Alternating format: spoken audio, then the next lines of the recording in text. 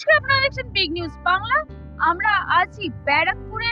আপনারা প্রত্যেকেই জানেন যে আগামী 12ই জানুয়ারি স্বামী বিবেকানন্দের জন্ম জয়ন্তী, 164তম জন্ম জয়ন্তী। এবং ঠিক আজকের দিন মানে 10ই জানুয়ারি, আজকে স্বামী বিবেকানন্দের 164তম জন্মতিথি। এবং এই জন্মতিথিটাই পালন করা হচ্ছে রামকৃষ্ণ বিবেকানন্দ মিশনে ব্যারাকপুরে।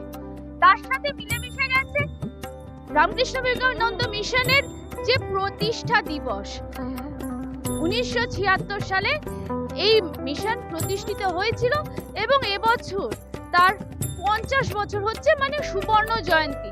এই সুবর্ণ জয়ন্তী উপলক্ষে 50 জন বালক নারায়ণের পুজো, হোম যজ্ঞ, সাংস্কৃতিক অনুষ্ঠান, বিভিন্ন উপনিষদ পাঠ সবকিছু নিয়ে কিন্তু মিলেমিশে একাকার হয়ে গেছে আজকের এই 10ই জানুয়ারি অনুষ্ঠান।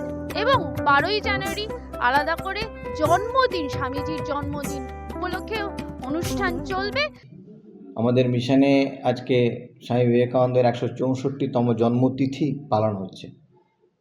রামকৃষ্ণ মঠ মিশনে তিথি অনুযায়ী তার জন্মদিন পালন করা হয়, অর্থাৎ যে তিথিতে উনি জন্মেছিলেন। আর সাধারণত সারা ভারতবর্ষের জন্মদিন পালন করা হয় যেটা 12ই জানুয়ারি, জাতীয় যুব দিবস। তো আজকে সারাদিন আমাদের এখানে অনুষ্ঠান আছে এবং 12ই জানুয়ারিতেও আমাদের অনুষ্ঠান থাকবে। তো আজকের দিনটা বিশেষভাবে আমাদের সকাল থেকে এখানে প্রভাতে প্রার্থনা হয়েছে, শাস্ত্রীয় সঙ্গীত হয়েছে, এখন পূজা পাঠ চলছে, তারপর হোম যজ্ঞ হবে এবং তার সঙ্গে বালকনারায়ণ পুজো হবে, দুপুরে প্রসাদ বিতরণ হবে এবং আমাদের সাংস্কৃতিক অনুষ্ঠান বিকাল পর্যন্ত চলবে, সন্ধ্যাবেলা প্রার্থনা হবে। এই হলো আজকের কার্যক্রম। এইবারে বিশেষ কারণ হলো যে 50 জন আমরা নারায়ণের পুজো করছি, যে মিশনের 50 বছর পূর্তি। রামকৃষ্ণ বিবেকানন্দ মিশন প্রতিষ্ঠা করেছিলেন পূজ্যপাদ স্বামী নিত্যানন্দজি মহারাজ 1976 সালে। এখন আমরা এই 25, 26, 2 সাল ধরে মিশনের 50 বছর পূর্তি পালন করছি। এবং যেহেতু আমরা মূলত স্বামী বিবেকানন্দের আদর্শে বিশ্বাসী, স্বামী বিবেকানন্দ বলেছিলেন যে ভারতবর্ষে মন্দির অনেক আছে, তা সত্ত্বেও ভারতবর্ষের মানুষের যে দুঃখ দুর্দশা, তার দৈন্যতা, সমাজের যে পরিস্থিতি, খারাপ পরিস্থিতি কাটছে না কেন, তার কারণ আমরা মানুষকে ভুলে অন্যদিকে দৌড়াচ্ছি।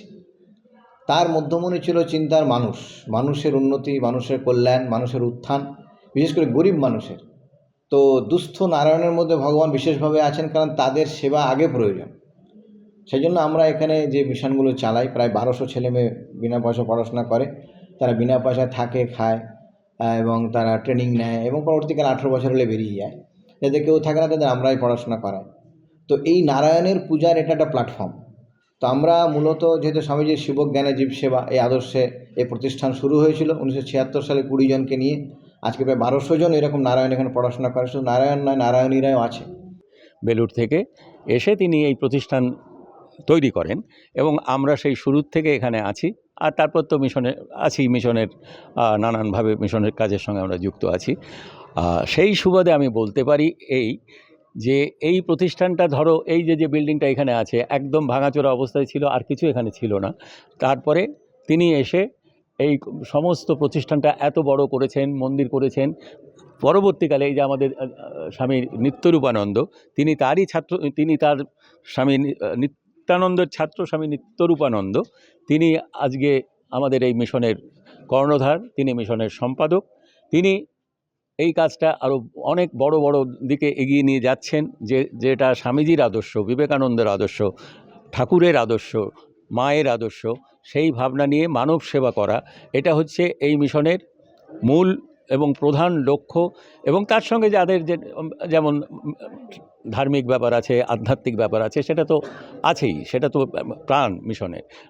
যে কোনো রামকৃষ্ণ মিশন, রামকৃষ্ণ বিবেকানন্দ মিশন, সব জায়গাতেই সেটা ঠাকুরের জায়গা, সেখানে আধ্যাত্মিকতার জায়গা, সবটাই থাকছে। কিন্তু যেটা সবচেয়ে বড় কথা, স্বামীজির যে কথাটা বলেছেন যে ঈশ্বরের সেবা করতে গেলে সবার আগে মানুষের সেবা করতে হবে, সার্ভ গড ইন ম্যান। এই ভাবনাটার, এই বক্তব্যের, এই ফিলসফির বাস্তব রূপায়ণ যেটা, সেইটা এই মিশনে চলছে। দেখছি তা তো নয়, যে আজকের ভারতবর্ষ স্বামীজির ভারতবর্ষ নয়। স্বামীজি থাকলে হয়তো এই ভারতবর্ষকে দেখলে কষ্ট পেতেন, কারণ উনি আমাদের ভারতবর্ষকে, আমাদের ধর্মকে, আমাদের আধ্যাত্মবাদকে জগৎসভায় নিয়ে গিয়েছিলেন। 6টা 33 মিনিট 33 সেকেন্ড এমন একজন মহাপুরুষের জন্ম হলো যে নিজে প্রত্যেক দিন প্রত্যেক মুহূর্তে কষ্ট করে তা সত্ত্বেও নিজের ধর্ম, নিজের মনুষ্যত্বকে সবসময় আগে রেখেছেন এবং তার মনুষ্যত্বের ভাবনা দিয়ে বহু মানুষ উপকৃত হয়েছেন এবং হয়ে চলেছেন। কিন্তু আজকে আমরা দেখছি যে আমাদের মিনিমাম টলারেন্স নেই, যার জন্য মানুষে মানুষে এত খেদ। আমরা সবাই আধ্যাত্মবাদকে আপন করতে পারি না, কিন্তু ধর্মকে আপন করতে পারি, কারণ ধর্ম যার যার ধর্ম ধারণ করে, সেই ধর্ম ধারণ করতে পারছে না।